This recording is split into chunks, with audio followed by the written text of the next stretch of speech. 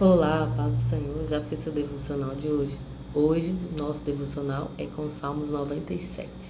Então, nós já fizemos devocional com 96 outros salmos. A gente sempre ora, medita a palavra e ora no final. Então, fique até o final. A gente está orando juntos, amém? Orando e meditando a palavra de Deus juntos. Salmo 97. Vamos orar. Pai, obrigado por essa oportunidade. Obrigado, Senhor, porque o Senhor tem nos ajudado, tem nos ensinado a Tua palavra. Obrigado pela oportunidade de estarmos diante da Tua presença, pela oportunidade de estarmos recebendo da tua palavra. Obrigado porque o Senhor nos dá sabedoria, o Senhor nos ajuda, nos auxilia. Obrigado por tudo que o Senhor tem nos direcionado, tudo que o Senhor tem feito em nossas vidas. Em nome de Jesus. Amém, gente? Então, Salmo 97 está falando assim, ó. Louvor a soberania do Senhor. O Senhor reina.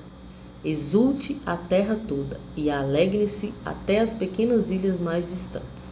Nuvens inescrutáveis e espessas o circundam. Retidão e justiça são o alicerce do seu trono. Então, guarda isso aqui, ó. Retidão e justiça são o alicerce do seu trono. São um alicerce. O que é alicerce? Aquilo que não é retirado. Aquilo que está profundo, que está arraigado. É o alicerce. É sobre o alicerce que a gente constrói algo. Então, o trono de Deus foi construído em cima da retidão e da justiça. Então, são coisas que Deus é, reto e justo. Então, nós podemos buscar ao Senhor.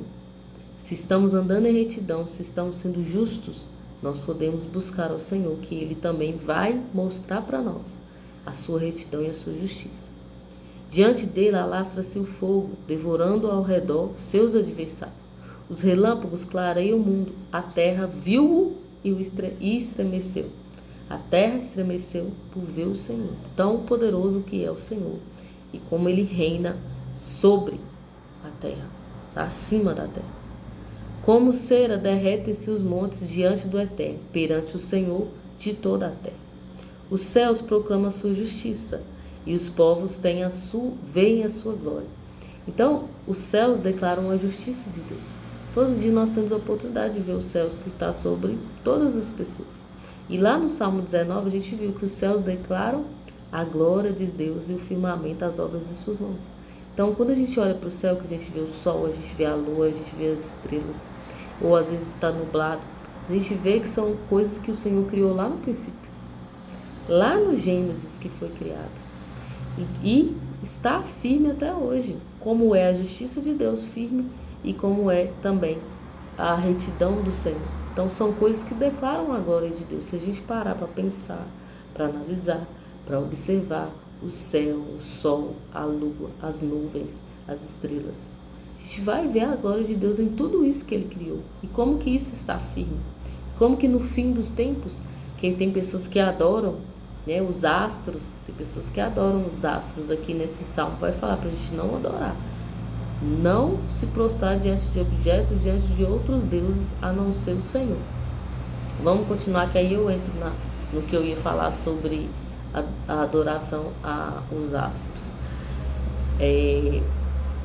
7. Sejam decepcionados todos os adoradores de objetos, e que se vangloriam de seus ídolos.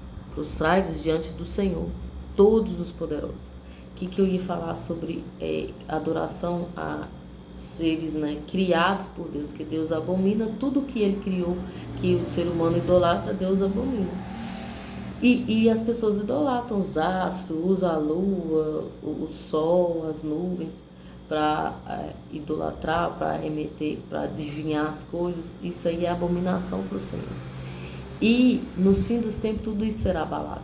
É algo que o Senhor, assim, uma impressão que eu tenho no meu espírito, que veio ao meu espírito quando eu estava estudando sobre Apocalipse, é que todas as coisas que o homem idolatra serão abaladas.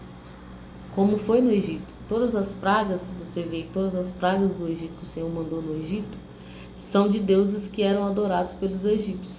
Então Deus respondeu eles contrariando o Deus deles que tinha no coração deles. Então mandou em forma de pragas. No fim dos tempos, muitas coisas vão ser abaladas que os homens adoram. Nós já estamos vendo algumas coisas sendo abaladas, por um exemplo, a economia. sendo abalado, que é uma coisa que o homem adora, dinheiro, poder. E se Deus colocar a mão, tudo que é abalável vai se destruir, mas aquilo que é inabalável permanece. O que é inabalável na terra? A palavra do Senhor. O justo, ele é garantido pelo Senhor. O ímpio não. O ímpio, em muitos salmos fala que o ímpio ele é desarraigado da terra. O justo, ele permanece. Ele vê a justiça de Deus. Então, você vê Deus tocando em situações, em coisas no mundo, é Deus dizendo para o mundo que não é para a gente adorar as coisas desse mundo, mas adorar somente a Deus, nos prostrar somente diante de Deus, não diante de coisas, ainda que a gente possa tê-las, mas não adorá-las, não colocar elas como a motivação da nossa felicidade, não colocar elas como motivação da nossa vida, mas colocar o Senhor como prioridade. Todas as outras coisas que nós necessitarmos nessa terra, Deus vai dar direção, Deus vai prover, mas é muito importante a gente ter Deus como prioridade, independente de como que está a circunstância, a gente ter Deus como prioridade. Amém? Então, vamos terminar.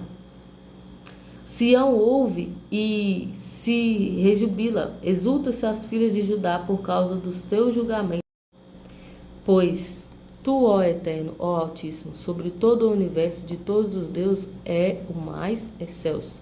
Vós que amais o Senhor, odiai o mal. Ele protege as almas dos seus fiéis, livrando-os da mão dos ímpios. Então, quem nos protege é Deus. Ele nos livra de todo o mal. E nós que amamos o Senhor devemos odiar aquilo que é mal, aquilo que aparenta ser mal, que a Bíblia fala fugir da aparência do mal. E também aquilo que é ruim, nós devemos nos afastar. A luz amanhece para o justo, e para os corações retos o júbilo. Alegrai-vos justos no Senhor, e exultai lembrando da sua santidade. Então Deus é santo, santo, santo. E nós podemos nos alegrar, nós podemos aguardar junto ao Senhor a manifestação da sua justiça. Talvez você está precisando de algo da parte de Deus, que haja justiça. E o Senhor está falando para você, tenha alegria.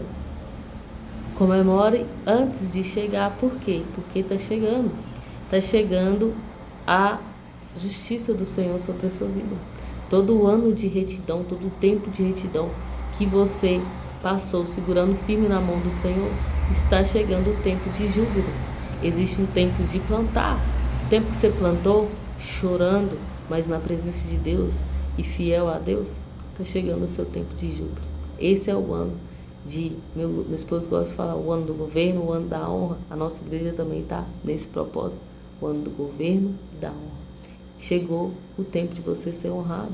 Tudo aquilo que você plantou, que você semeou, chorando na presença de Deus, mas se mantendo fiel, sem se desviar, vendo muitas pessoas se desviar, questionando às vezes o porquê, mas permanecendo firme mesmo sem entender, permanecendo fiel. Esse ano é o ano do seu júbilo, amém? O ano do jubileu, o ano do descanso, o ano que o Senhor vai trazer os seus frutos, amém? Nós devemos aguardar por isso, tudo, a Bíblia fala, nenhum trabalho no Senhor é em vão. Então tudo que a gente faz para o Senhor, com o coração reto, com o coração certo, será recompensado. Ainda que a gente não deve pensar na recompensa, Deus recompensa. Ele promete galardão, Ele promete morar e Ele promete uma vida para a gente abundante. Então nós devemos aguardar assim a manifestação do Senhor em retidão.